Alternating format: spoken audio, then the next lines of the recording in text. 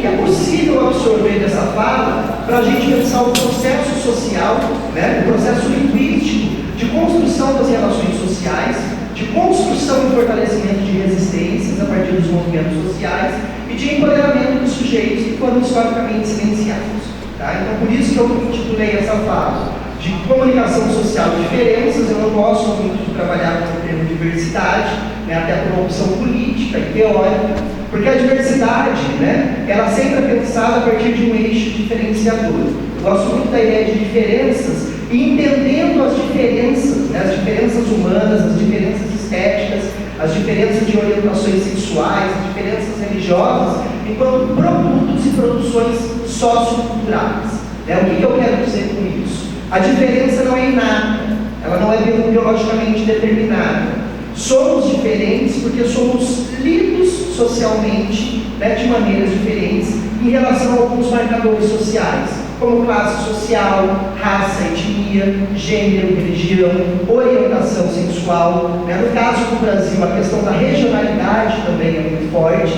E esses diferentes marcadores, né, produzem modos diferenciados, né, da gente ser compreendido e lido socialmente. Eu gosto muito dessas analogias com, né, a área de linguística, porque eu acho que, né, nós, como sujeitos sociais, somos textos, né, e a gente precisa ser lido socialmente para estabelecer algumas relações significativas. Todavia, né, dentro do complexo sistema de estruturação social que temos, alguns sujeitos são impossibilitados, né, de iniciar uma leitura sobre si, sobre seus corpos, sobre os seus, né, seus jeitos, sobre as suas vontades. E é sobre isso que eu vou falar um pouquinho com vocês. Tá? Então, entendendo já esse conceito, né, não é uma palavra, é um conceito de diferenças dentro do pós-estruturalismo, né, enquanto um processo cultural de produção de estéticas de vida, de produção de sujeitos. E aí a gente começa, né, com uma discussão basilar dentro dessa perspectiva. O pós-estruturalismo é uma corrente contemporânea, não é considerado como uma escola filosófica, porque agrega vários profissionais de várias áreas diferenciadas, desde a filosofia até a psicanálise, linguística, letras, né? Eu da educação estou trabalhando muito dentro dessa perspectiva. Então, ela poderia ser resumida, né, o pós-estruturalismo, enquanto uma corrente de pensamento que agrega vários profissionais e várias áreas de produção de conhecimento, né, próximos de um eixo norteador. Qual seria esse eixo que centralizaria ou aproximaria essas discussões? Que é muito próximo de vocês também. É pensar a linguagem enquanto constitutiva da nossa realidade. Né? A linguagem, dentro dessa perspectiva, ela não é pensada, né, unicamente a partir da ideia descritiva. Né? Eu uso a linguagem para descrever um objeto, para descrever um sujeito, ou para descrever uma situação, uma realidade.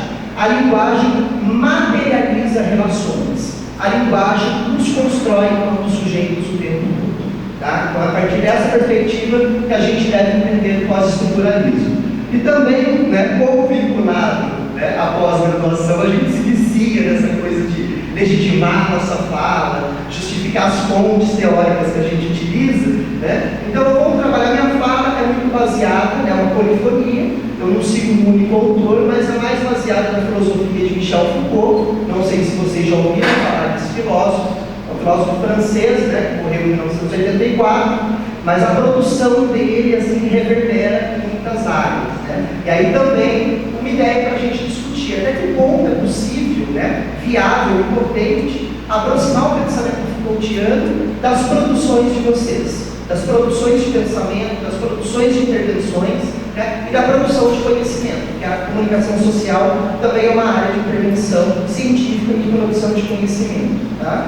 E também gosto muito dos teóricos e teóricas feministas, né? Então eu vou usar muito a fundamentação da Judith Butler, que é uma filósofa norte-americana, lesbo-feminista, né? Ela assume uma identidade dentro de uma condição de minoria, no sentido de ocupar um lugar diferenciado de fala, né? E questionar os sistemas normativos que acabam, né, construindo algumas vidas como normais, né, se aproximam de uma determinada norma. A norma é uma invenção, né, a norma é uma invenção que ganha muito fôlego a partir do momento que ela é compartilhada, e essa norma também acaba instituindo alguns grupos que apresentados como anormais. Tá? Então, a ideia de normalidade, o questionamento de todos os padrões que instituem certos tipos de normalidade, também é eixo central nessas discussões pós-estruturalistas. Por favor. Há uma outra coisa, pessoal. Sintam-se à vontade também para interromper a fala, para a gente pensar algo que é uma aula, né? Para a gente pensar algo de maneira mais dialógica, tá? Mais movimento. Eu acho que fica mais interessante também esse momento que a gente vai ocupar juntos. Então, dentro dessa perspectiva, eu trago uma primeira citação para a gente entender, né, que a construção de alguns padrões, elas determinam, inclusive, a vida, né, social e biológica de muitos sujeitos. E aí eu me recordo da fala da Marcela Lopes Louro, que é uma pesquisadora aposentada da Universidade Federal do Rio Grande do Sul, da área da educação, né? E ela vai, baseando-se em Foucault e nos estudos pós-estruturalistas, ela vai chamar a atenção, né, para que a norma, como nos ensina Foucault, está inscrita entre as artes de julgar, né, de estabelecer juízos de valor.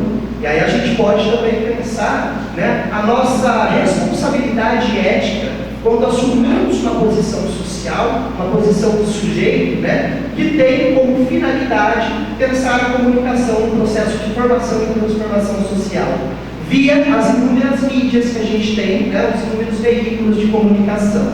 Né? Como que a gente utiliza, ou como que a gente questiona, né, o que a gente faz profissionalmente em relação à moralidade ou à atribuição de valores. Estamos, né, exercitando o saber fazer profissional a partir de uma discussão técnica, filosófica, política, ou estamos, né, lançando mão de veículos de poder, de empoderamento dos sujeitos, o empobrecimento de relações sociais, no sentido de divulgar determinado pensamento moralista, né, ou determinados valores que são bons para mim, né, mas não são bons para os outros. Aí a gente pode até discutir que quando eu penso, né, no que é bom para mim e tento instituir ou obrigar os outros a seguirem esses padrões, né, a gente instaura também o regime fascista de vida. Né? A gente não reconhece o outro enquanto uma possibilidade de existência. Isso no regime democrático é, no mínimo, complicado. Embora a gente possa discutir também se a gente vive uma democracia, né, ou uma isonomia quantitativa, mas isso é uma outra discussão.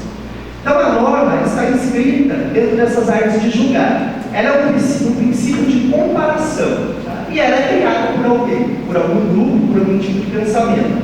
Sabemos que tem relação com o poder, mas sua relação não se dá pelo uso da força, e sim por meio de uma espécie de lógica que se poderia quase dizer que é invisível, né, insidiosa. Ou seja, todos esses sistemas que vão nos educar para direcionar a nossa vida para determinados objetivos, determinados pontos.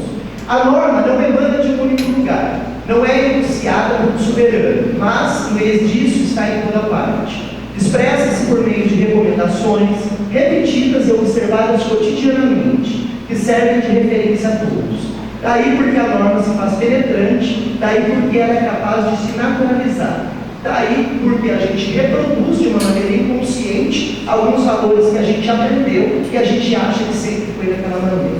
Né? Segundo Foucault, a gente precisaria, pode passar por favor, né, decretar a morte do sujeito moderno. O que seria esse sujeito moderno? Esse sujeito racional, né, capaz de, por intermédio da razão, né, de uma característica inata, transformar a sociedade. Ele vai falar, não, esse sujeito descartiano não existe, né? Penso logo existo, né? A potencialidade biológica da minha racionalidade é a condição da minha existência e possibilita transformar as minhas relações, né? O pós-estruturalismo, o Foucault, vai decretar a morte desse sujeito. Ele fala, não tem nada dentro do sujeito capaz de garantir uma origem biológica, né? Uma origem natural. Somos construídos, né, pelos discursos e pelas relações de poder o tempo todo. E aí a gente volta a questionar, eu vou mais questionar a comunicação social, né, do que transitar por ela, para que vocês possam, né, pensar um pouco. Né? Até que ponto a comunicação social também não pode ser considerada nessa perspectiva enquanto uma estratégia e mecanismo de poder, né, que pode ser utilizado a partir de diferenciadas perspectivas.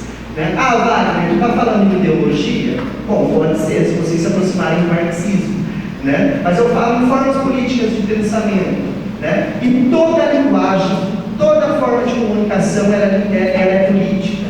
Ela tem um objetivo claro, ela visa atingir determinada finalidade. Vocês sabem isso melhor do que eu. Tá? Então ele vai falar que é preciso a gente primeiro descaracterizar a razão como um processo, né, de garantir a naturalidade do sujeito e entender esse processo de formação social.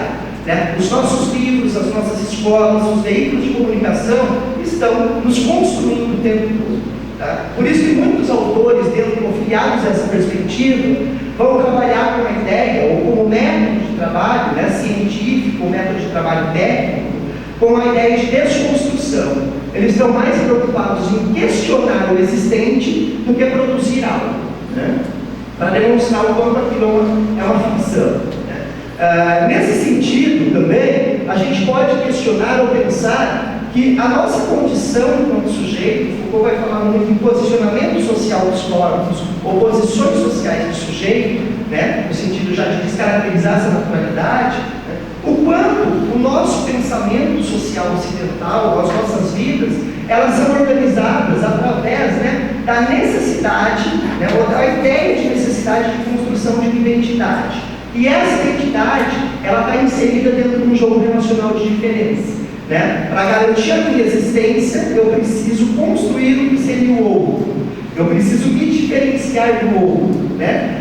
E aí vocês podem falar assim, mas qual o problema, então, de eu pensar nesse jogo binário? Né? Binarismos, né? Ou dentro e fora, público, privado, homem, mulher, homossexual, heterossexual, branco, negro. Né? Então, todo esse pensamento, vocês podem falar, mas por quê? Né? Qual o problema da gente construir a nossa representação de mundo, as nossas formas de comunicação, a partir desses binarismos? O problema é que a partir do momento que eu classifico, eu também utilizo uma outra estratégia de poder, né? No sentido de atribuir juízo de valor a esses polos. Né? Determinada parte do polo vai ser empoderada, vai ser positivada, vai ser vista e representada socialmente como correta, como normal, como bem, né? E a outra parte, o outro polo, vai ser designado como torto, né? Como anormal, como estranho, exótico, esquisito. Não sei se vocês têm.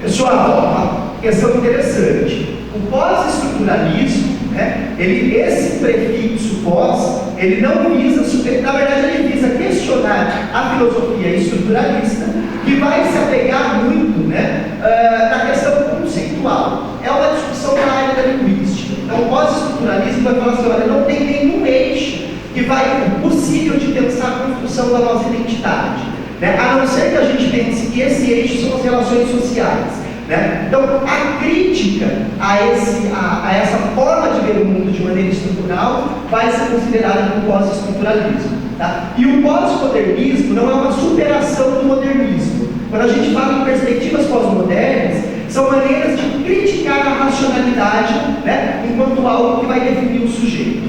Né? Alguns até de maneira errônea falam, os pós-modernistas acham que superaram a modernidade. Não. A ideia de modernidade na filosofia, né, ela é originada a partir da ideia de René Descartes, que vai trazer a ideia da racionalidade. Então, quando eu falo em pós-modernismo, eu estou no mínimo duvidando da racionalidade enquanto algo que define o sujeito. Mais alguma questão? A questão dos binarismos fica claro, da atribuição de juízo de valor, né? Nesse sentido, essa perspectiva também, quando ela critica a racionalidade, ela vai criticar também a noção de identidade. Ela vai falar que a identidade é um perigo linguístico, né? Porque a partir do momento que a gente não questiona a identidade, a gente se adequa a determinado padrão, a determinada forma de existência, e a gente começa a reproduzir socialmente várias esferas de desigualdade social. Né? Então, uma outra questão importante é que a identidade ela deve ser deslocada, a identidade deve ser destruída. E os pós-modernos, ou pós-estruturalistas, vão falar que, na verdade, né, o sujeito ele é movido e constituído por várias identidades. Não existe uma única identidade que nos move, né? Eu posso, por exemplo, ser um pesquisador, né? Trabalhar a partir da discussão científica, mas ser filiado a determinada perspectiva religiosa. Embora ciência e religião, né, é um conflito constante, né? Nesse sentido, as minhas relações sociais me produzem de formas múltiplas também. Então, dependendo do contexto político, eu posso assumir determinada identidade. Existem pessoas que se reconhecem, ou se autodenominam como feministas, e em determinadas discussões são contrárias ao aborto, né? Então, são várias identidades que vão sendo acionadas, produzidas a partir de determinadas relações. Tranquilos, pessoal? Beleza? Vão me interrompendo, né? E aí essa crítica à identidade, porque a identidade é pensada nos binarismos, né? E exige a gente pensar a partir dessa manobra de poder. Também traz a possibilidade da gente, ao destruir a identidade, pensar cada vez mais na produção social das diferenças. Quando eu pluralizo cotidianamente ou constantemente determinada situação ou objeto, né, eu dificulto a afiliação a determinado padrão, porque eu vou produzindo diferenças e diferenças o tempo todo. É por isso que eu trabalho com o termo diferenças no plural, porque existem diferenças dentro de uma diferença. Por exemplo, nessa perspectiva, eu posso falar que homens e mulheres são diferentes. Não são. Mas todas as mulheres e todos os homens são iguais. Vamos pensar o polo da diferença. Quem seria a diferença nesse binômio? Homem e mulher. Quem seria o outro? Pensa, ó. Estou construindo a identidade a partir da produção do outro como diferente. Isso prevê uma estratégia de poder. Eu atribuo um juízo de valor. Um lado, um polo vai ser positivo, né? Vai ser onde, né? Vai ser a referência, e o outro polo vai ser subjugado, vai ser negativizado.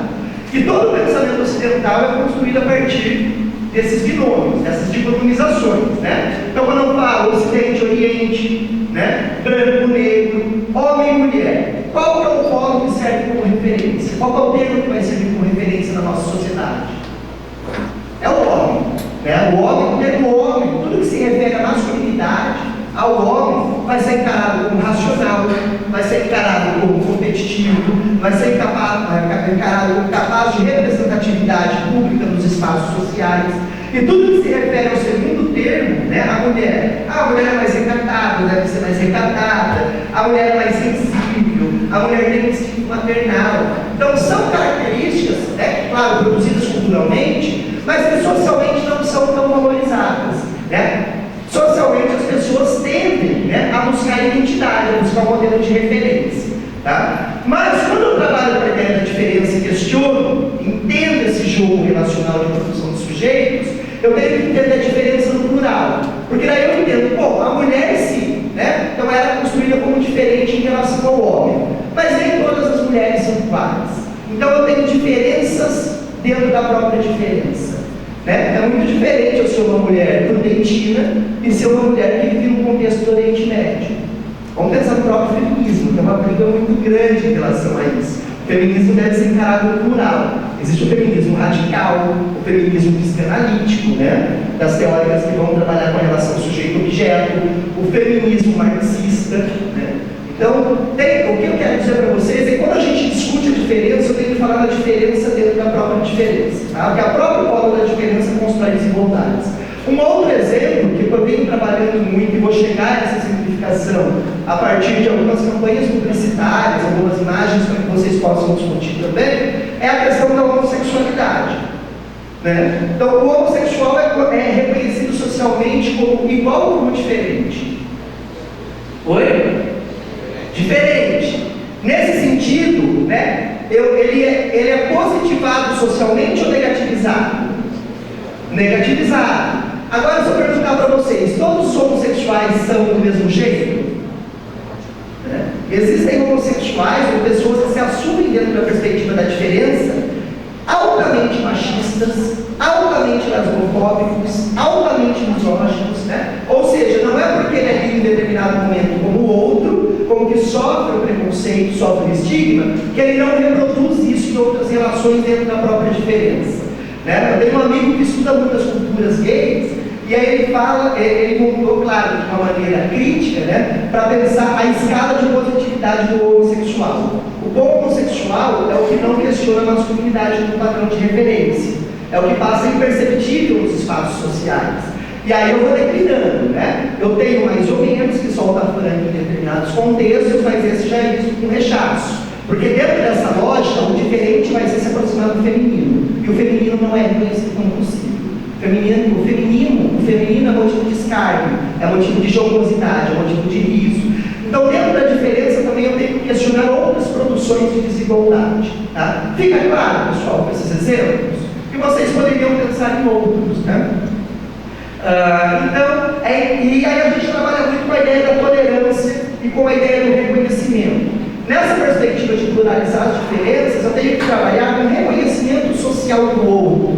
Eu tenho que encarar a expressão desejante ou a estética de vida do outro como possível, mesmo que eu, a partir dos meus valores, discorde.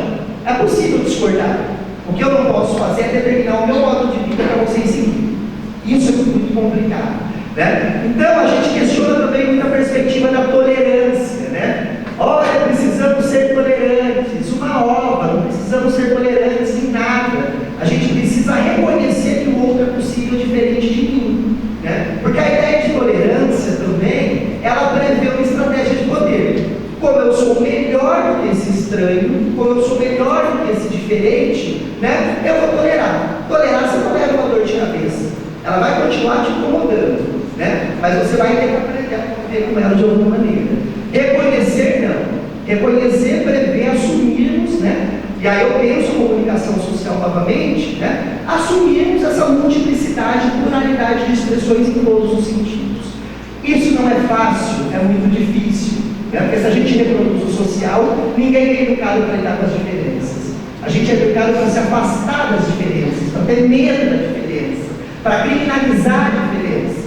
Né? Não é à toa, se vocês fizerem, né, olhem qualquer pesquisa da área jurídica que vai trabalhar com uma relação entre criminalidade, pobreza, classe social e negritude, a gente vai ver que tem um processo social muito grande de criminalização da própria pobreza. Se a gente for em qualquer presídio, a gente está numa região de presídios, a gente vai ver, vai conseguir traçar um perfil, né, característico das pessoas que estão institucionalizadas, né, e privadas da liberdade. Então, é sempre no sentido de reclusão, de afastamento. Isso precisa ser repensado. E aí, dentro da comunicação social, eu acho que isso a gente se aproxima demais. A comunicação social também é um veículo formativo, é um veículo educativo. E eu posso, né, assumir posturas políticas. Eu posso educar para a reprodução de desigualdades sociais em determinados contextos, ou posso educar para a transformação, para a crítica, né? E para a modificação da realidade das pessoas. Né? Eu gosto muito da ideia, né, de pensar em educação para a indignação social. Eu acho que é isso que está faltando nos nossos processos sociais. Se indignar um pouco mais para movimentar novas formas de relação. Né? Tranquilos até aí? Pode passar. Aí vocês me controlam, porque eu falo para fazer uma fala sucinta, e aí eu vou me devolver como um bom professor, né? Paulo professor, fala demais. Mais uma questão, só para fundamentar então essa ideia da diferença, eu trabalho muito com a ideia de uma feminista chamada uma feminista negra, chamada Audre Lorde, que ela vai questionar o próprio movimento feminista da década de 1970, que vai falar assim: hey, feministas brancas, acadêmicas, norte-americanas, a pauta de discussão das violências e invisibilidades que as mulheres sofrem é muito mais complexa do que vocês estão discutindo. Né? Eu, como mulher negra, sofro outras formas de discriminação que passam longe do pensamento elitista de vocês. Né? Então, é muito interessante esse pensamento que está fundamentando essa fala, né, no sentido de pensar e pluralizar as diferenças. A Audre Lorde, ela vai trabalhar com um conceito muito interessante, que é a ideia de casa das diferenças. Né? Então, a gente pensar essa perspectiva de cada vez mais pluralizar. Volta à comunicação social, né? Será que a comunicação social, nas diversas áreas de atuação, de intervenção, principalmente hoje, a gente vive num contexto altamente tecnológico, né? O nosso colega aqui ligou o ar-condicionado do celular, né? São coisas assim que até tempos recentes a gente pensava, né? Então a comunicação social também ganhou outros veículos de divulgação, outros veículos de trabalho. né? E até que ponto a gente utiliza de uma forma, né, responsável ou de uma forma ética esses veículos para pluralizar cada vez mais possibilidades de vida ou para combater determinadas injustiças. Pode passar? É uma outra questão da Joan Scott, né? Que ela vai, Wagner, mas a gente não tem que brigar pela igualdade? A Joan Scott, que é uma feminista norte-americana também, ela tem um artigo que está traduzido em português, é muito legal, muito interessante, chamado Enigma das Diferenças. O Enigma da Igualdade. E ela vai criticar a noção de igualdade. Ela vai falar que a gente não deve, grosso modo, ela vai falar, não devemos brigar por uma política de igualdade. Como ser reconhecido, né? Como ser igual, sendo que desde sempre eu fui construído como diferente. E aí, isso fundamenta a gente pensar em algumas questões muito latentes, né, das nossas discussões públicas e políticas, por exemplo, a questão de cotas raciais para acesso à universidade, né? Então, alguns vão falar, porque a questão das cotas é uma maneira do próprio sujeito assumir que ele é, né, que é inferior. Negros e brancos foram reconhecidos ou produzidos historicamente da mesma maneira? Não. A branquitude não passou por um processo de escravidão. Só por isso tem um impacto muito grande, né? Isso marca a vida das pessoas de uma maneira constitutiva, né? E isso a gente precisa, no mínimo, discutir, né? Então, tomar cuidado com algumas discussões. Em termos de Facebook, todo mundo é crítico, né? Todo mundo é político, a gente precisa, né, questionar um pouco e parar de reproduzir de uma maneira inconsciente algumas atrocidades. A outra coisa, gente, eu não diferencio a produção de conhecimento, como eu disse, nada é neutro, tudo é político. A minha fala é sediada dentro de uma perspectiva, que é claro que pode ser criticada, claro que a gente pode debater, né? Mas o que eu estou falando é dentro dessa perspectiva política pós-estruturalista para a gente chegar a pensar as diferenças. Até aí, tudo bem? Primeira parte da aula, então, apresentação conceitual, parte chata, mentira, a parte legal, fundamento do nosso pensamento.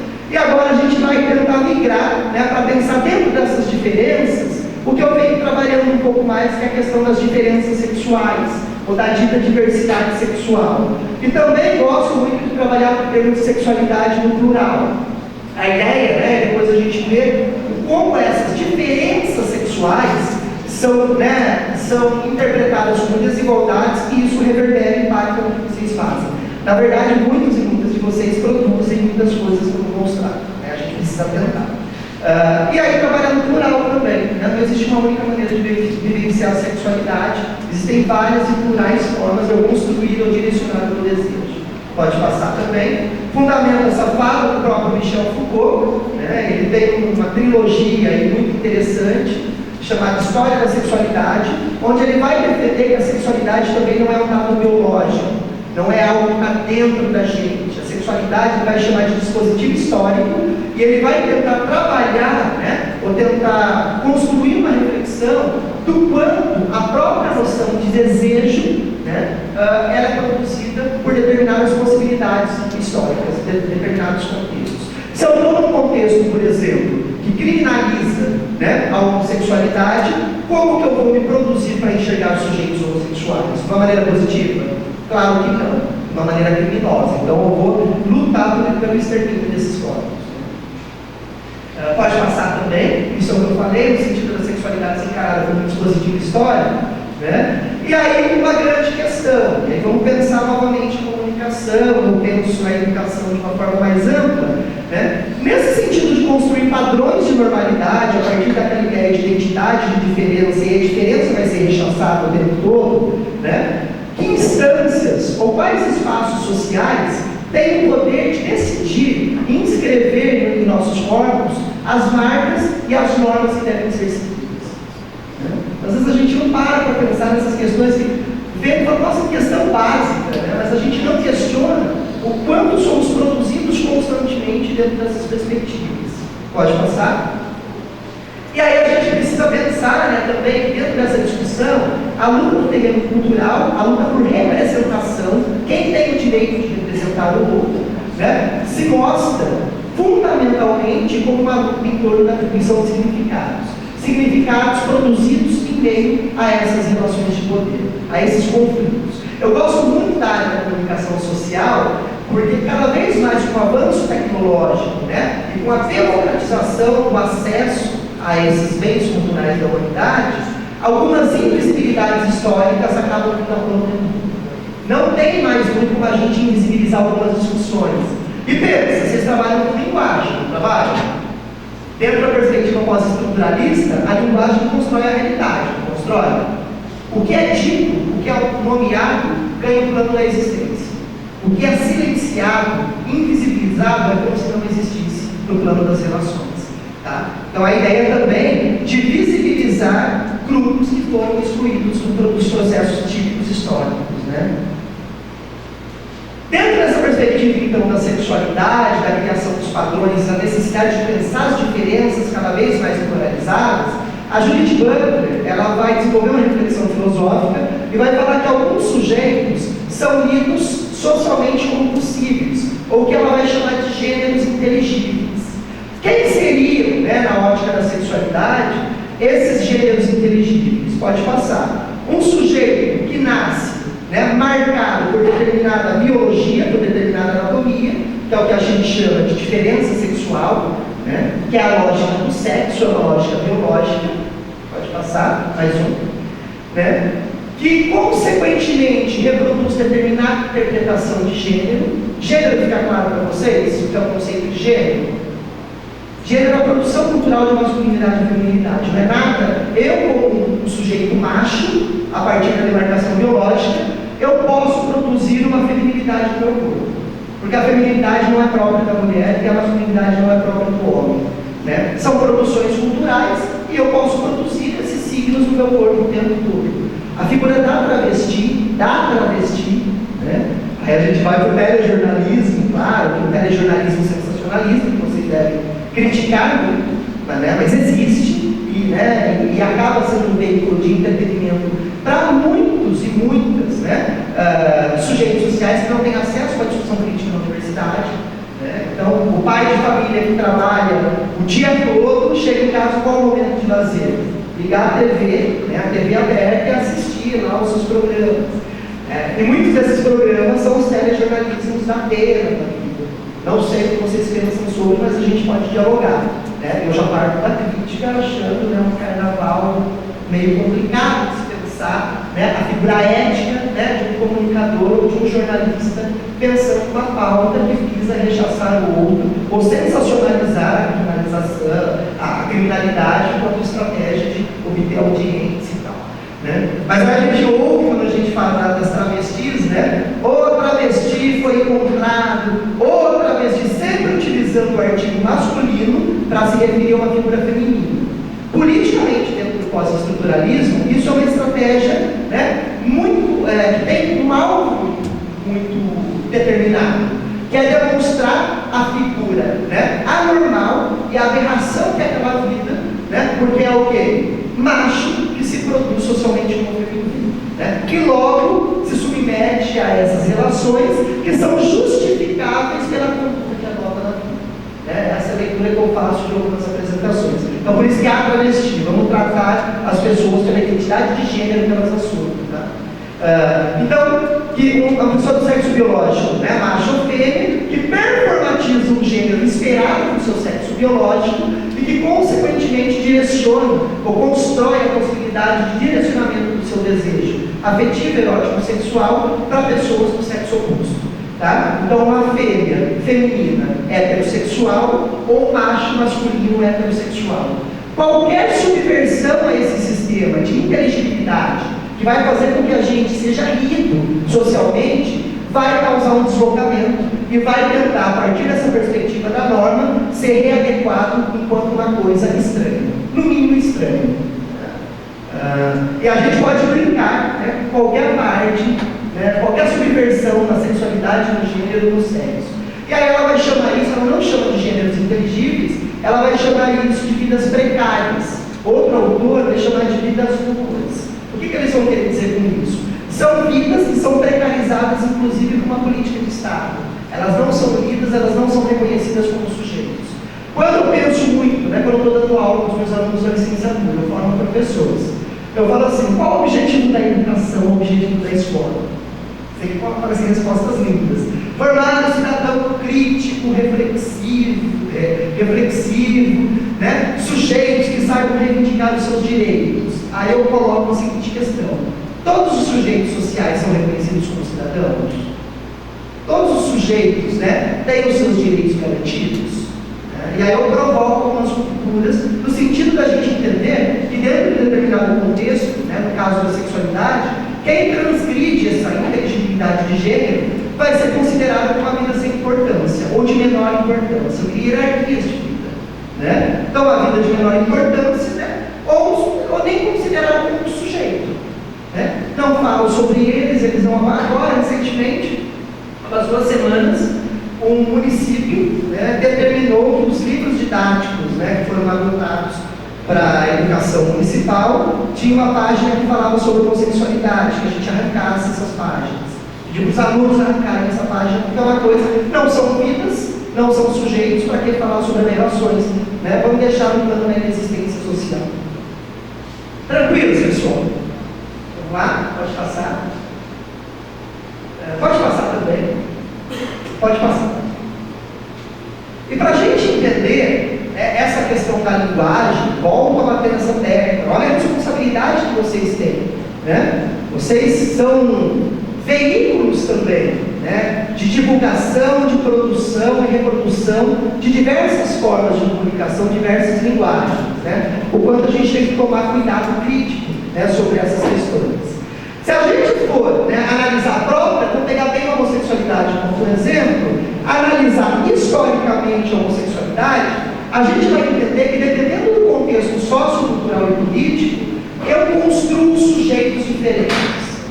Eu posso, inclusive, né, isso não é uma fala minha, de um sociólogo norte-americano chamado Jeffrey Wicks, ele vai falar assim: olha, antes do século XIX, a homossexualidade existia, mas o homossexual não. No mínimo faz a gente pensar, né?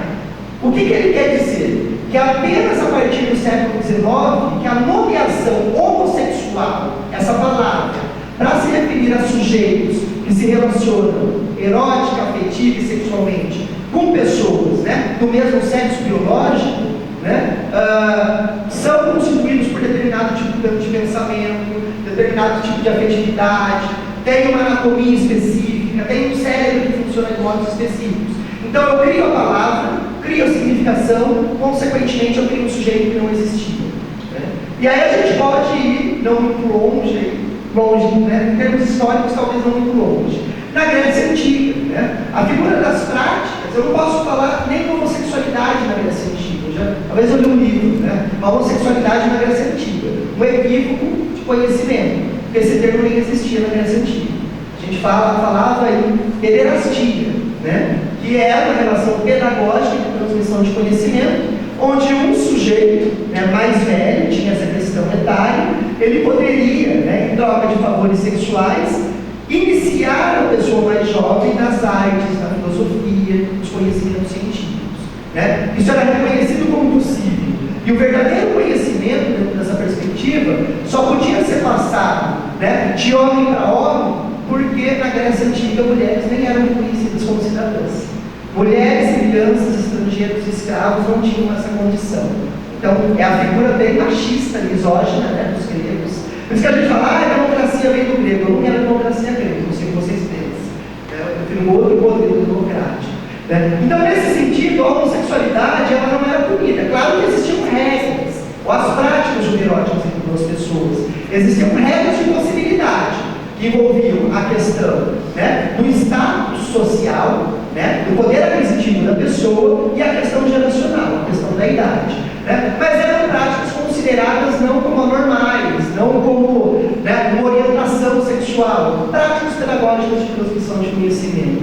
Tanto que existiam mitos gregos, né, que justificavam a possibilidade das trocas homoeróticas entre duas pessoas a partir da própria produção de conhecimento mítico. Né? Então aqui eu trago para vocês aí a figura, né, de uma águia raptando um jovem, que é o mito, né, que conta a história de que Zeus, ao se apaixonar por Ganímedes, que era um jovem grego muito belo, né, atlético, se transforma numa águia, rouba Ganímedes para morar com ele no Monte Olimpo.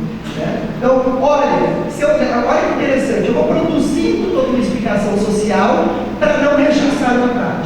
que existe. Isso modifica a minha relação, né? Pode passar.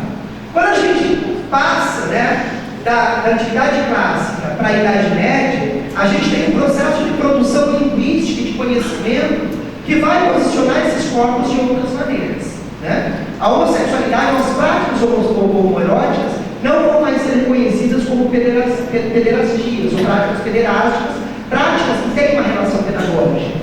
Elas vão ser reconhecidas como, ou construídas como sodomia.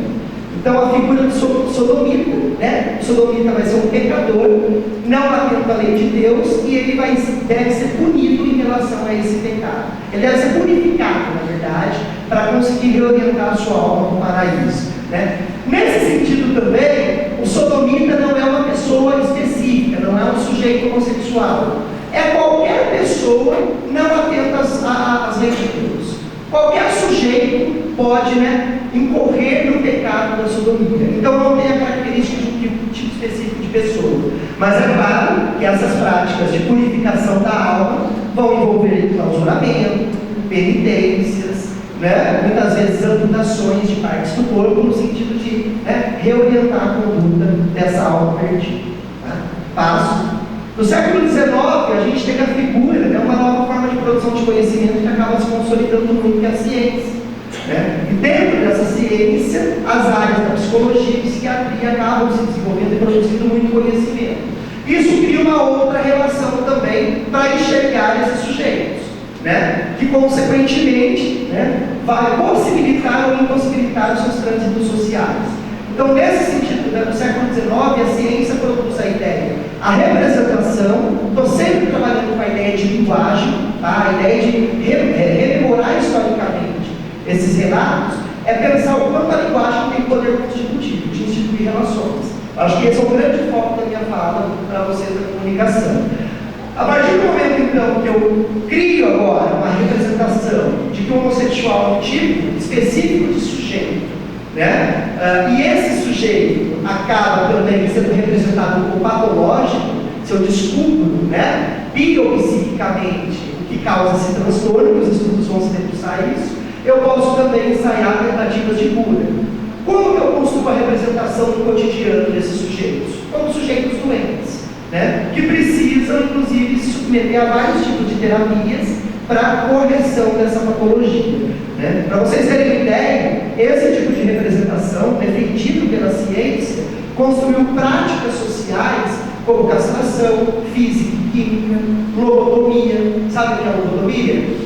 Uma cirurgia onde, né, o cirurgião remove determinadas partes do cérebro. E essas partes estariam relacionadas, né, à produção do desejo. Muitas vezes deixando pessoas em estados vegetativos, mas são práticas sociais que foram implementadas por conta desse tipo de representação. Na Grécia Antiga não se falava de lobotomia porque não era uma doença essas práticas.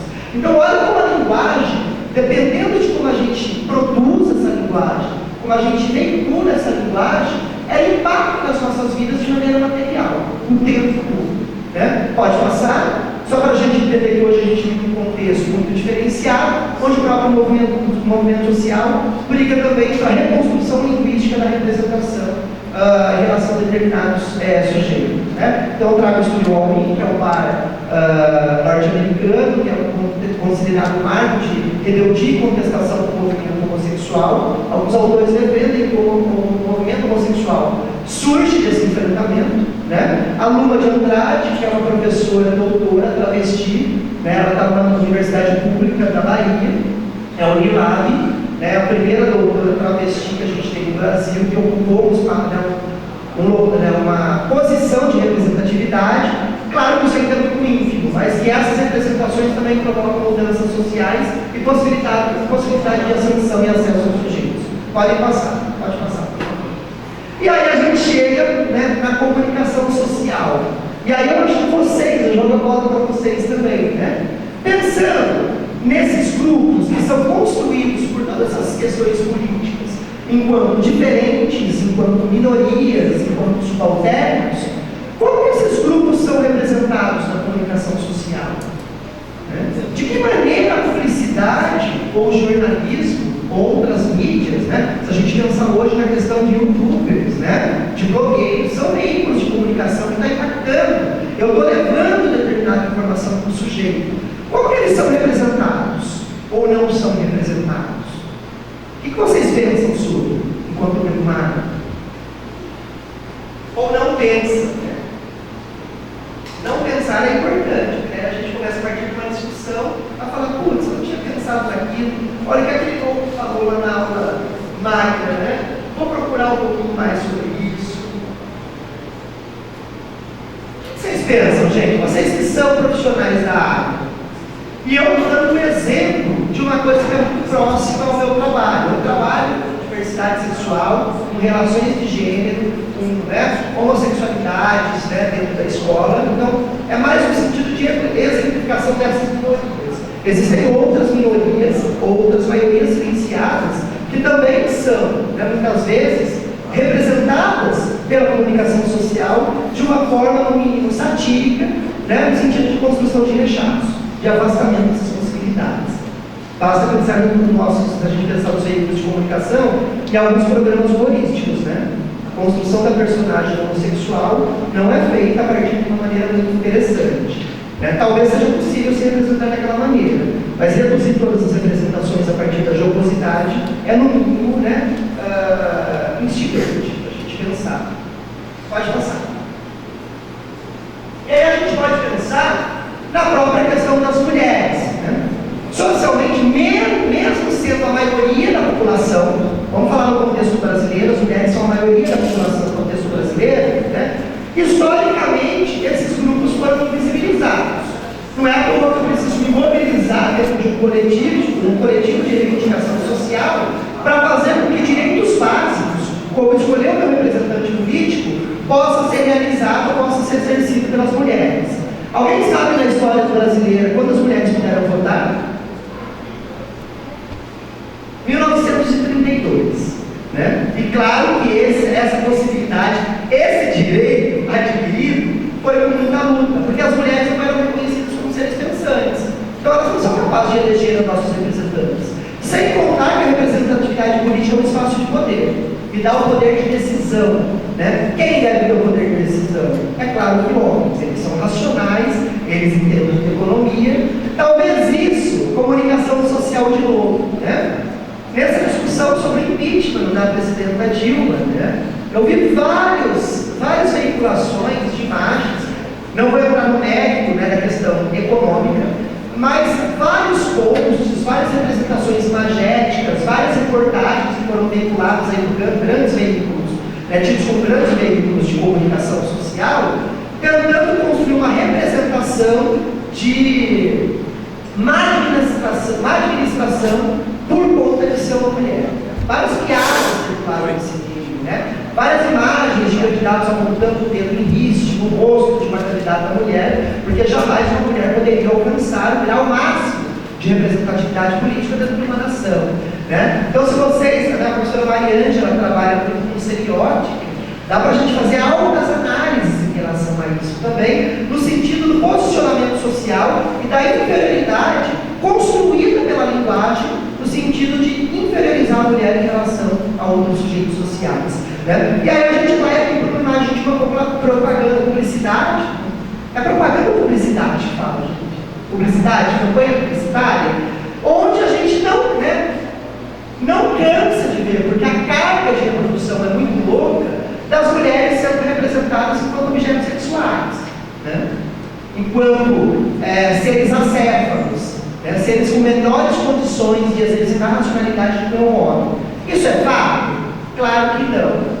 Passa a ser fato numa relação social, porque a linguagem cultural vai sendo reproduzida, né? E as pessoas não criticam e passam a acreditar que aquilo é verdade. Não é à toa que o índice de violência doméstica, né, é muito alto no Brasil. A gente precisa da Lei Maria da Penha para coibir alguns casos. Ou seja, o sujeito realmente foi educado, está reproduzindo o pensamento de que a mulher ou é inferior, ou deve ser clausurada na esfera doméstica do lar, ou ela deve ser pensada como objeto de desejo sexual. Eu reduzo, né, as possibilidades. Não sei o que as meninas e mulheres acham sobre isso, mas eu acho icônico, né? E a comunicação social, tem núcleos feministas dentro da comunicação social, então muito bacana, a gente pode dialogar mais, aprender muito com vocês. Teve uma outra publicidade, campanha publicitária, que eu tentei achar, mas não encontrei, né? O enredo era a venda de um carro, aí o rapaz parava no carro que estava sendo vendido no semáforo. E aí parava ao lado de outro carro que tinha um casal, né? Aí ele olhava, aquele casal que estava sozinho, a mulher olhava para ele e de repente, num passe de mágicas, a mulher se sobe no carro que ela está e se materializa no banco do passageiro do cara que tem o cartão. Né? A pergunta é, qual é a representação de mulher que está sendo construída? É uma linguagem. Né? Essa linguagem não tem um objetivo? Ou qual é o impacto que essa imagem tem no processo de construção de subjetividades? Né? Desenhos animados, a gente pega muitas questões. Né? Tem um amigo que fala, nossa, Wagner, pelo amor agora, você vê homofobia, misoginia em tudo que você fala. Eu falo, não, né? O que eu estou fazendo é chamando a reflexão. Olha que interessante a representação que está sendo veiculada, que está sendo produzida sobre esse sujeito, nesse tipo de linguagem, de forma de comunicação. Aqui uma outra campanha publicitária, né? Relacionando ou construindo, olha, a imagem, a linguagem, né? A mensagem está sendo passada. Né?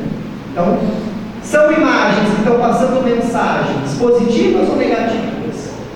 Ou pejorativas, né? Sobre determinados grupos. Né? A questão de atribuir ou linkar a figura do consumismo, da superficialidade. Né? E aí, se eu abrisse aqui, eu acho que vocês conseguem dar outros exemplos também. Aqui uma propaganda de cerveja, né?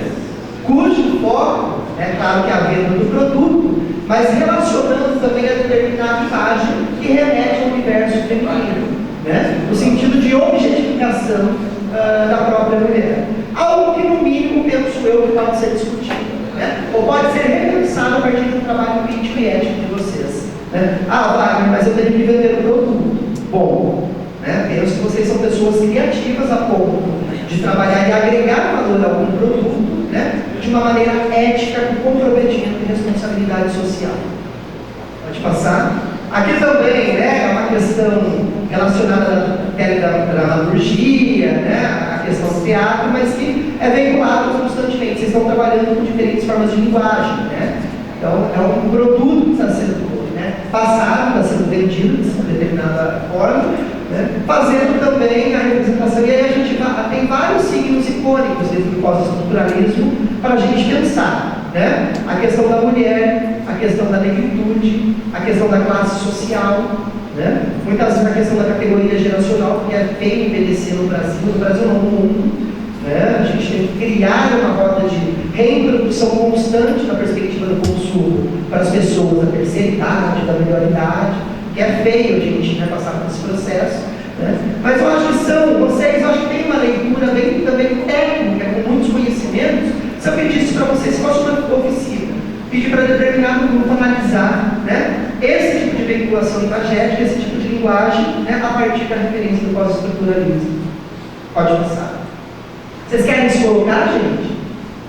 Publicidade, né? Sei que, gente, talvez você esteja reduzindo muito publicidade, mas não é essa. A ideia é trazer algumas exemplificações para que a gente possa pensar. Eu sei que a publicidade vai além disso, né? Muito além disso. Aqui eu trouxe um caso icônico. Alguém sabe quem é essa figura? Verônica Molina, uma travesti, que ela foi detida, né? E dentro do presídio ela teve um desentendimento com um agente de segurança, e aí ela foi fotografada pelos próprios agentes, né, pelos policiais, espancada, ela está toda com o rosto desfigurado, e para demonstrar o nível da aberração que estava no presídio masculino, eles rasgaram a roupa dela para que os seios viessem à mostra. Né? E isso, Wagner, o que isso tem a ver com comunicação social? Isso circulou em vários jornais escritos. Né? Isso foi trabalhado, interpretado e utilizado de uma maneira jocosa, negativa, por profissionais da área de comunicação social para demonstrar o ridículo que é essa situação. E a situação é ridícula, sim. Pensar, né, a gente vive num contexto que nem na própria justiça a gente pode confiar. Né? Agora, o ridículo foi no sentido de demonstrar a normalidade, principalmente da minha cor. Embora quem tem direito de sobre o nosso corpo? O Estado? Vocês? Os nossos colegas ou a gente mesmo? Né? Penso que a questão da autonomia e da ética do direito parte de mim. Então ninguém tem, né, que falar muita coisa sobre isso. Aqui eu também trago, isso circulou na internet, circulou, né, em jornais aí renomados, e ninguém problematizava, né, todo esse processo de injustiça social que o sujeito estava sofrendo, inclusive pela sua identidade, né, de gênero selecionante da norma. Vocês entenderam, né, o índice de assassinatos de travestis e transexuais é muito alto no Brasil. O Brasil acaba, segundo o Grupo Gay da Bahia, liderado pelo professor Luiz Rotti, que é um antropólogo, fala que o Brasil é o primeiro no ranking mundial, né, de crimes de ódio contra sujeitos não heterossexuais, e ele faz pesquisas e demonstra que dentro do espectro da homossexualidade, da diversidade sexual, as travestis e transexuais são os alvos mais vulneráveis e mais expostos às formas de violência. Talvez por elas transgredirem no próprio corpo, né? Trazerem no próprio corpo as marcas da transgressão. Tem um documentário muito interessante também, pensando na questão, né, do jornalismo, do pessoal da BIA, que é a Associação Brasileira Interdisciplinar de AIDS, que é sediada no Rio de Janeiro, um documentário produzido falando da vida das travestis da Baixada Fluminense, né, uma região, não sei se vocês conhecem o Rio de Janeiro, que durante muito tempo, né, foi considerado um espaço com altos índices de violência e criminalidade, e aí traz, né, alguns dados de assassinatos de travestis, onde não basta matar, a gente tem que desfigurar o rosto, né, depois da morte biológica, porque nem depois de morte ela pode ser reconhecida como sujeito social. Né? Então, desfigura o detalhe do rosto. E é o nome do documentário, né? A criatividade de jornalismo é muito interessante para despertar uma inquietação, chamar a gente para a discussão, que é base do dia. Porque na fala, nas entrevistas que elas concedem, né, aos documentaristas, elas falam: olha, quando eu vou ao mercado, eu faço a compra para o dia. Eu não faço bem para a semana, porque vocês são renda viva. Né? E são travestis que estão no contexto de prostituição. Então é o mínimo incômodo. Pode voltar um pouquinho. E aí eu trouxe também, né, a questão da linguagem. Isso não é um telejornalismo ou um telejornalismo B, né, um telejornalismo anti-norma, que vai questionar isso na reportagem de 2012, que mesmo pensando, né, em dias internacionais para se discutir determinadas questões, né, do combate e enfrentamento a determinados tipos de violência, os nossos veículos de comunicação, os jornais, a mídia televisiva, silenciam em relação a isso. E a pergunta é, né, será que para desqualificar eu preciso me valer da injúria ou não? O meu silêncio relacionado, né, na comunicação social, o silêncio também é um ato político de demonstrar o meu rechaço, né, de não reconhecer como possível determinados contextos. E aí, o pessoal, né, uma galera da comunicação social se uniu, eles têm um blog e eles questionam muito isso nos próprios veículos de comunicação. Pode passar. E aí eu trouxe também, pode passar, alguns pensamentos, outras formas de pensar. Eu tenho feito ainda, que horas são? Que feio, né? 8h20. Mais um momentinho, pessoal, porque há a possibilidade de a gente pensar formas inovadoras também, né? Mas eu parto do pressuposto que se o meu pensamento é construído socialmente, né, as minhas possibilidades, o pensamento de todos nós, ele é limitado, né? Não sei se vocês concordam, mas defendo que ele é limitado porque ele depende das possibilidades e condições históricas e materiais de acesso à informação. Quanto menos informação, né, se eu tenho contato com determinados tipos de informação, não sou levado a contrapor aquela informação, eu também vou pensar de determinada maneira.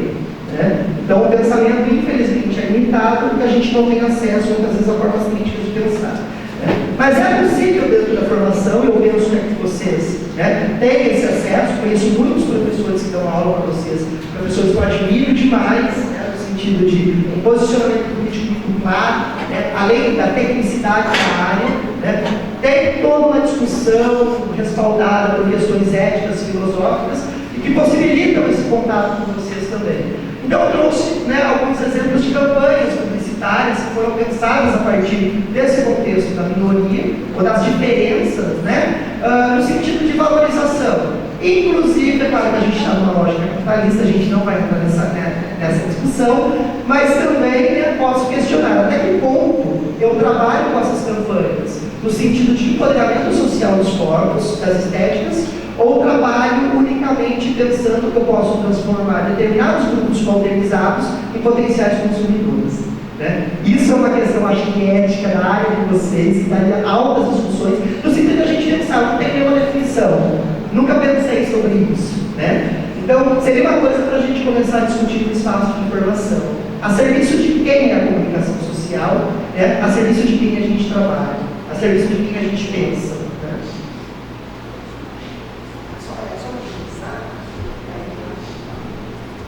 Aqui eu trouxe um exemplo do telejornalismo, pode soltar.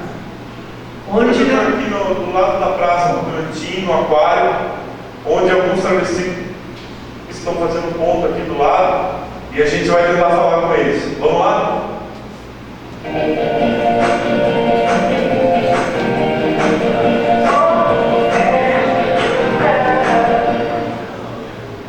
Tudo bem? Tudo bom? Seguinte, a gente queria saber aqui como que é o trabalho de vocês, tá certo? Queria saber primeiramente se vocês são daqui. Eu sou. Vamos falar aqui. E há quanto tempo vocês fazem esse trabalho por aqui? Aqui faz 2 anos. Quando a gente veio de Campinas, a gente foi uma cafetina lá em Campinas, aí a gente veio pra cá. A gente é daqui. Ah, é verdade. Tava com o mental ficando fraca, cara nova. Aí a gente veio pra cá, tá o corpinho. Vocês já tiveram alguma forma de preconceito? Horror. Tanto da sociedade, quanto dos órgãos públicos, de tudo. Até as policiais. Como que foi? Aí a gente estava aqui, né, na noite, como a gente sempre fica. Aí para os policiais falaram que eles não queriam mais travestis aqui. Aí eu já fiquei nervosa, falei assim, mas prostituição não é crime. Ele pegou e falou assim, se pegasse mais alguém aqui, né, ia descer o cacete. Quando eu falo só que a gente não saiu daqui, porque não sou obrigada a ficar passando nervo por causa dele. E antes aqui aqui do aquário, vocês faziam um ponto em algum outro lugar aqui para onde tinha? Não, foi feito aqui. Desde quando a gente chegou. A gente veio antes da praça mesmo, mais especificamente a gente veio de Campinas, aí a gente foi para General Carneiro, aí da General Carneiro a gente veio pra cá. Aí quando dá louco, a gente volta para General Carneiro, fica aqui, volta pra lá, depende do movimento da rua. E assim, a maioria dos clientes de vocês são homens ou mulheres? São homens, mas são passivos. A maioria são homens casados que procuram a gente. Porque eles têm algo a mais, né? Então eles dá conta, porque a parte da mulher tem preconceito na cama. Então aí o homem procura quem não tem. Só pra preciso. Somos umas mulheres alternativas, né? São mulheres de vírgula, louca. Babu, agora a gente vai tentar fazer uma pergunta bem discreta. Vamos ver se ela vai poder responder isso aí. Vamos lá. Dá licença aqui um pouquinho, eu tenho uma última pergunta pra gente. É uma pergunta bem discreta, se vocês puderem responder, ia ser bacana. É o seguinte, tem alguma figura pública, uma personalidade conhecida aqui da cidade que é cliente de vocês? Tem. Várias. Mas eu abri a boca um pouco, então eu preciso também comentar. Pessoal, aí pode deixar apagado, vou passar mais um.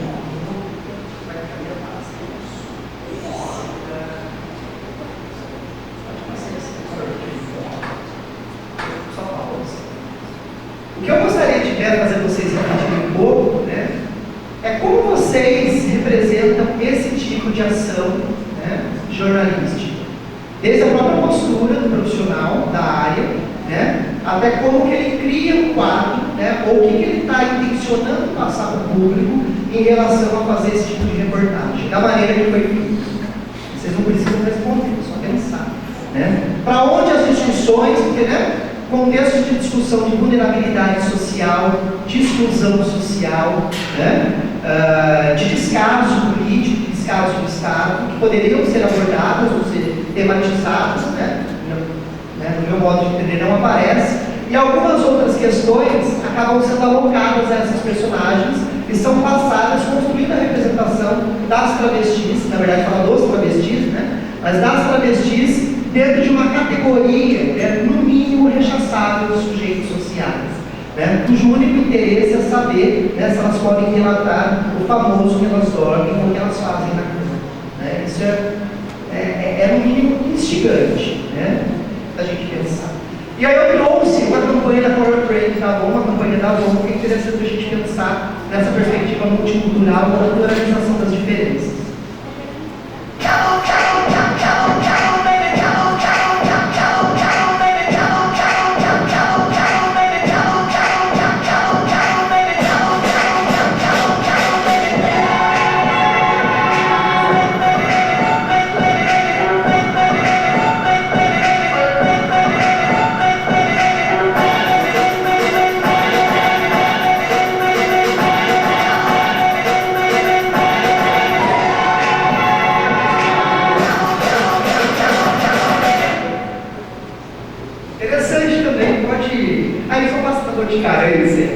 É interessante a gente pensar, né, o tipo de condução ou o tom que é dado a determinada campanha, né, tentando sempre construir a representação, mas eu penso aqui em um outro tipo de representação, né, de uma maneira mais positiva ou reconhecendo essa diversidade, porque dentro desse pequeno vídeo a gente tem uma multiplicidade de cores, a gente tem uma multiplicidade de estilos, a gente tem multiplicidade de estéticas, né, que também estão circulando no nosso meio social e precisam ser ouvidas, né, precisam ser pensadas. E a última campanha eu trago um pouco de jornalismo para quadrado, só trago da publicidade.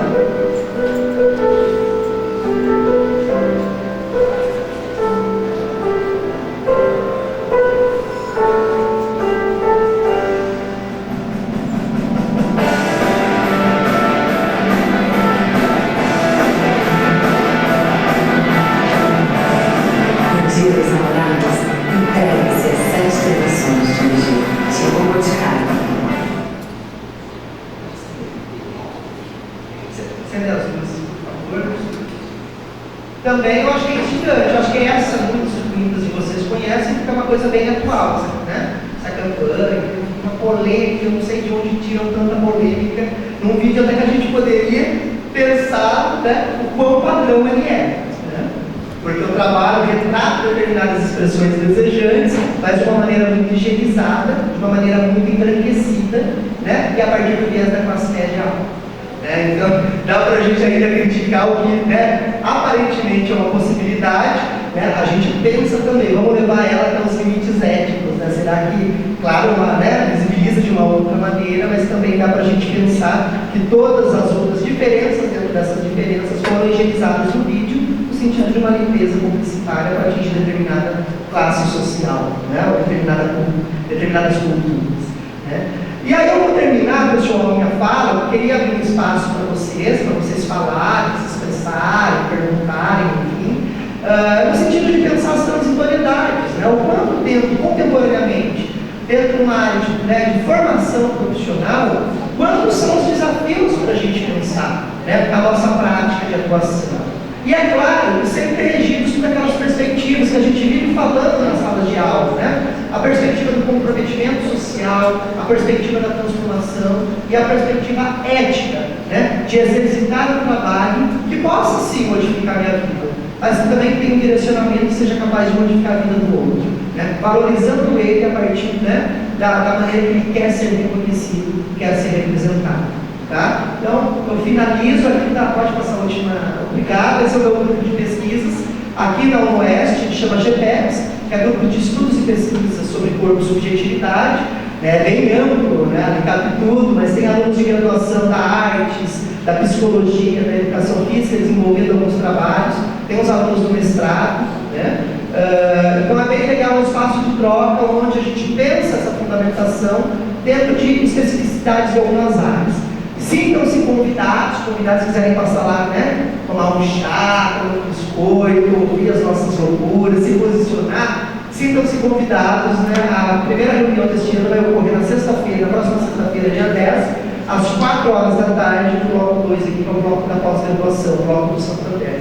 Mas aí vocês encontram também meu e-mail, está aqui, mas na página do Oeste, né? E a gente pode continuar essa conversa. Então, agradeço muito, né, a Mariana, já estou usando, né, o corpo docente do curso de comunicação social, né, vocês por me ouvirem aí, eu vou abrir um pouco para vocês falarem, gritarem, brigarem comigo, tá? Valeu, obrigado.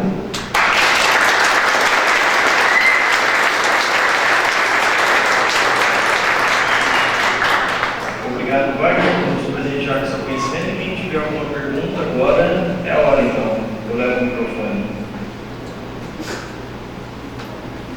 Uma pergunta, pode ser também algo que vocês queiram falar. Pensar, na hora disso que você falou, não nada para pensar essa comunicação social, que bom, né? Isso já é um tipo de pensamento. Questionar na abordagem já é uma maneira de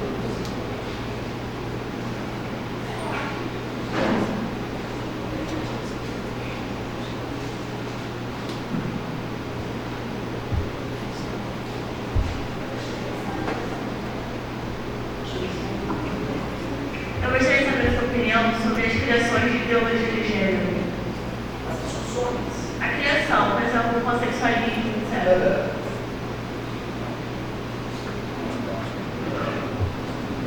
Quando a gente pensa, é uma questão, né, complicada e contemporânea. Quando a gente pensa, né, nessa própria construção frasal, né, dessa construção de ideologia de gênero, é no sentido, né, de já negativizar a própria discussão de gênero, no sentido de que ela, né, por ter esse caráter ideológico, é capaz de contaminar ou de doutrinar as pessoas a pensarem de uma outra maneira. Eu acho isso um mínimo complicado, né? Porque embora a gente viva numa situação linguística onde nosso pensamento é construído por linguagens, né, essa relação não se dá de uma única maneira, ou de uma maneira unidirecional. Quando eu recebo uma informação, eu tenho conhecimento, né, para interpretar, para rebater, para assimilar, para questionar aquele tipo de informação, né? Então, a própria construção, né, no sentido de pensar discussões de gênero como ideológico, primeiro tem esse caráter de negativizar no sentido de pensar doutrinação, o que, né, psicologicamente é infundado. A gente pode ir para um curso de psicologia aqui, ninguém tem essa capacidade, né, única, determinista, né, de influenciar e modelar uma pessoa tal qual como eu quero. Isso não acontece porque as pessoas têm outros sistemas de relação, né, elas não ficam nessa relação unidirecional comigo. Né? Então isso provoca rupturas, provoca questionamentos. Num segundo momento é complicado, né? Porque a gente não pensa a partir da ideia das diferenças e desse reconhecimento, né, social da diversidade, ou das diferenças humanas. Porque essa discussão, ela vem no sentido, né, o meu modo de interpretar, vem no sentido de ampliar as possibilidades de construção do gênero, por exemplo. Né? Saber que existem pessoas que não se reconhecem, né, dentro dos gêneros binários, masculino ou avô, né? Todos usando o E no sentido também político, de chamar atenção para isso, né, do artigo IA, que não se reconhecem. Né? Não sou eu que vou fazer com que ela não se reconheça dentro daquela identidade. Ela já se expressa esse não reconhecimento. Né? Então, essas discussões poderiam ampliar a possibilidade de falar, gente, numa ótica de gênero, o gênero é uma construção cultural? É. O macho pode construir o seu corpo significar o masculino? Pode, isso está dado. A fêmea pode, né, significar e construir seu corpo como feminino? Pode, isso está dado. Não vai acabar com essa possibilidade de significação. O que a gente vai fazer é, a partir do momento que pessoas se assumem na contramão dessas duas únicas possibilidades, por que não ampliar a possibilidade de falar que o gênero, né, é um modo de significação e de autorrepresentação que deve partir do sujeito e não partir da minha determinação? Então eu vejo as discussões de gênero no sentido de ampliar as possibilidades da significação de gênero, inclusive pensar numa possibilidade de representação, né, não acionada pela ótica binária de gênero. Então a gente pensar que existem várias pessoas que tentam se produzir corporalmente, principalmente performance, no sentido de não ser identificado enquanto homem e mulher, não ser lido socialmente a partir do padrão cultural, isso também seria possível, né? A ótica da não identificação. Mas eu penso, né, que essa é uma discussão que cabe a gente trabalhar em todos os espaços sociais, mas no sentido de pensar a possibilidade de ampliar e de despatologizar algumas representações estéticas que existem. Eu não preciso me adequar àquilo. Eu posso, né, falar, olha, isso para mim não dá, mas porque o outro não pode ser? Porque o outro não pode ter o direito de se auto-representar. Então, penso dessa maneira. Obrigado, Renato. Mais alguém?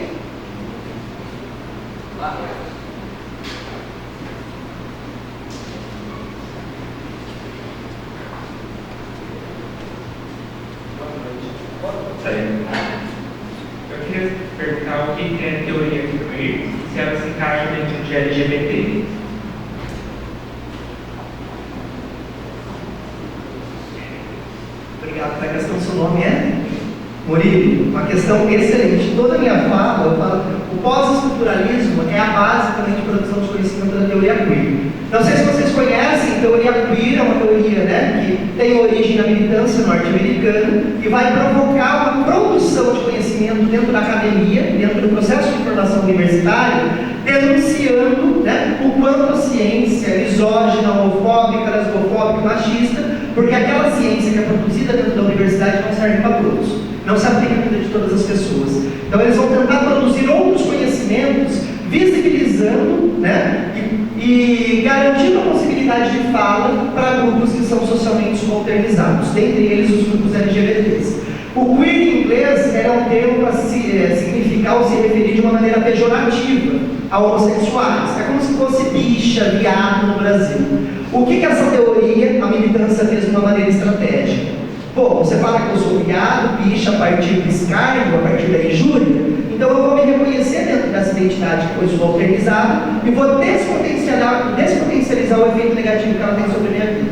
Então quando alguém fala viado, bicha, eu falo, beleza, sou viado, bicha, próximo assunto, aquilo não tem o mesmo impacto mais na vida dos sujeitos, porque não é reconhecido pelo próprio sujeito subalterno como algo negativo. Né? Então o queer vem dessa ideia de pensar a própria injúria enquanto movimento político, né, de resistência. E a teoria queer, quando a gente fala em militância, o movimento LGBT é bem complicado, porque a teoria queer é uma perspectiva não identitária. O movimento social LGBT é altamente identitário. Não é à toa que eu crio as letras que podem fazer parte do movimento. Né? E isso é interessante, essas discussões acabam, né, cada vez mais ampliando a quantidade de letras do movimento, né? De GLS passou a ser GLBT, depois passou a ser LGBT, a ideia da visibilidade da mulher lésbica, né? Em primeiro lugar. Hoje fala em LGBTT, LGBTTI, LGBTTTIA, LGBTTTIAQ, que eu acho meio um equívoco, porque eu ia ser de queer, né? Mas é uma perspectiva identitária, que eu defino os limites de reconhecimento para quem quer militar. A teoria queer vai falar, olha, vamos parar com essa ótica da identificação, porque eu não quero ser reconhecido a partir da categoria que você criou. Né? Eu quero construir a possibilidade como um sujeito pensante, um sujeito de ação política, eu quero construir a minha autodefinição. E aí eles vão transitar muito, né, e brincar muito com esses padrões de classificação. Mas tem um conflito muito grande entre a teoria queer e o movimento LGBT, porque o movimento LGBT é identitário. A teoria queer ela parte de uma ótica da não identificação. Né? Mas é bem interessante. Pensar queer é diferente. Né? Eu uso muito isso, falar, eu não vou falar teoria, eu vou falar insight queer, pensamento queer, ação queer, experiência queer, porque o queer é muito complicado, mas ao mesmo tempo, né, nos desafia. Mas eles são conflituosos, porque um defende identidade, o outro prega a não identificação dentro da classificação, né, pré-estabelecida. Mais alguém? Não sei se acho que vai pensar também. O que o senhor acha sobre crianças transexuais? O que eu acho? Eu acho que uma possibilidade existe. E a gente tem que aprender a produzir conhecimento para lidar com essas expressões. Né? Por exemplo, não é muito comum no Brasil, porque sequer a gente tem uma produção de conhecimento que fala da possibilidade de uma criança se reconhecer dentro de um gênero não previsto para dar sequência ao sexo biológico dela. Nos Estados Unidos isso já é mais comum. Existem várias produções, inclusive, né, documentários que falam sobre, né, as crianças transexuais, apontando as dificuldades que os pais encontram, que as crianças encontram de transitar pelo processo de escolarização e as estratégias que são criadas, né, para repensar, né, de garantir esses trânsitos sociais. Inclusive comunidades de pais e mães de transexuais nos Estados Unidos, né, que fazem congressos, se encontram, né, para discutir e debater essa possibilidade de existência, porque o próprio pai não sabe lidar com isso. Né? Nunca foi mostrado que isso é possível, sempre é menino e menina. Né? Se o menininho quer brincar com a Barbie, gente, eu causava frisson na minha família. Eu sempre ia do lado considerado o feminino do rolê. Né? E a gente não tem uma ótica de pensamento que vai falar que isso é possível. A gente fala, não, o menino não brinca com isso é impossível. Né? Você tem que agir como menino. Então a gente não tem a linguagem novamente. Se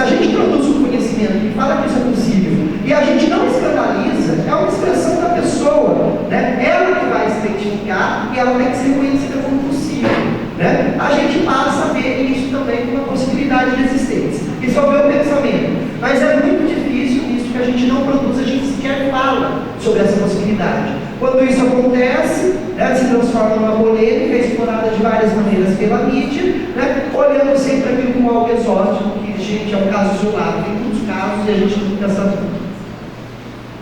Neste caso, por exemplo, não seria certo chegar a uma certa idade para definir isso, porque quando você é criança. Quando eu trabalho com gênero, eu não estou trabalhando com orientação sexual, né? Ou seja, eu não estou trabalhando com desejo para ser definido ou ser construído. Gênero é uma forma de representação cultural. Então, se a criança se identifica como positivo, ela acha mais interessante, né, mais legal, se reconhecer dentro do gênero feminino e, né, mesmo sendo do sexo biológico macho, isso não é um problema, isso não é uma questão de definição psíquica, é uma questão de produção cultural de significados. Né? Pode ser que essa pessoa, né, mesmo ao assumir uma identidade de gênero na contramão, dentro da ótica biológica, sejam heterossexuais.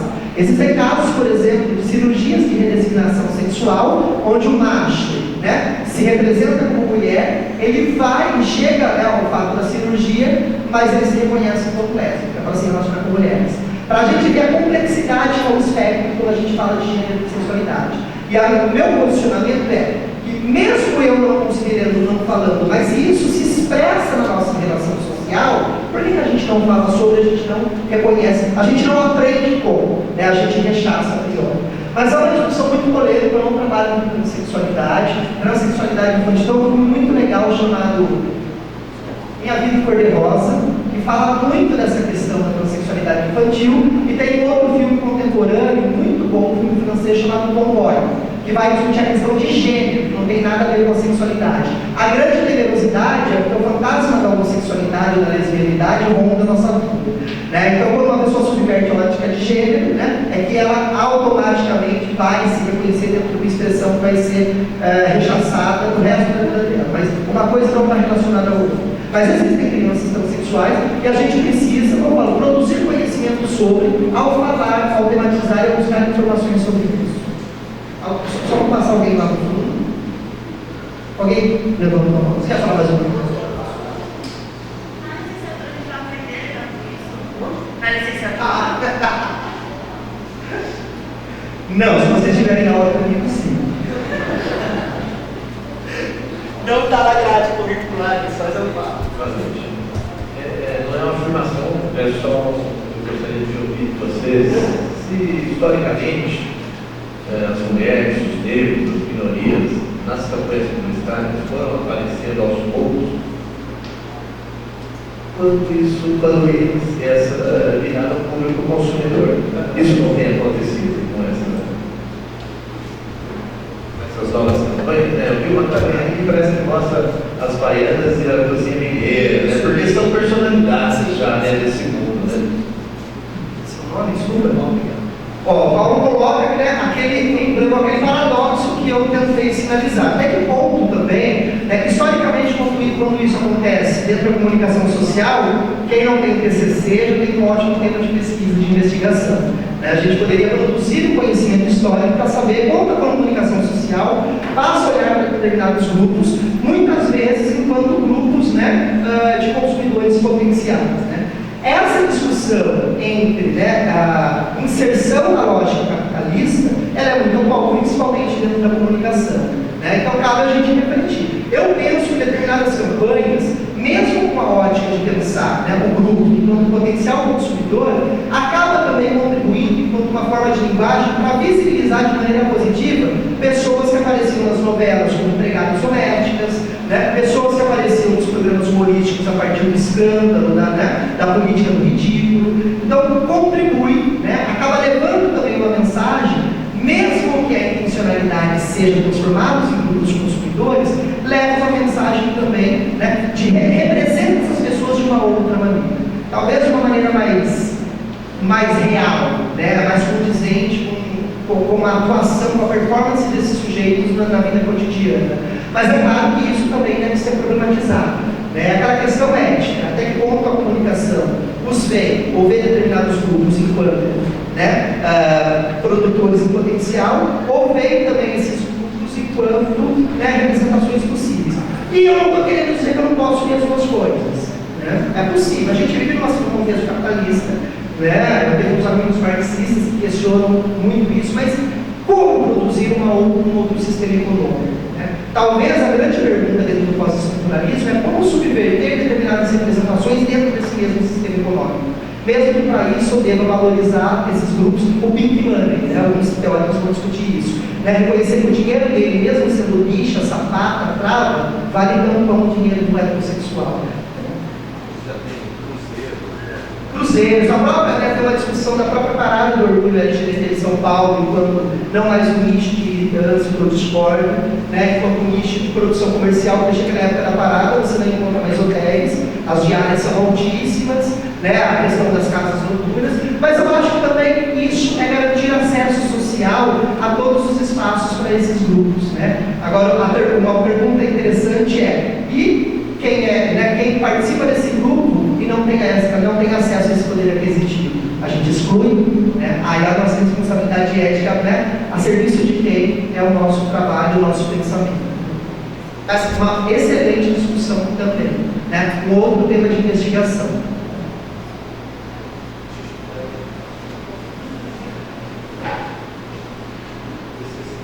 Mais alguém? Também a gente terminou e a gente pode continuar também. Tá? Valeu, obrigado mesmo pelas perguntas, é sempre um prazer dialogar.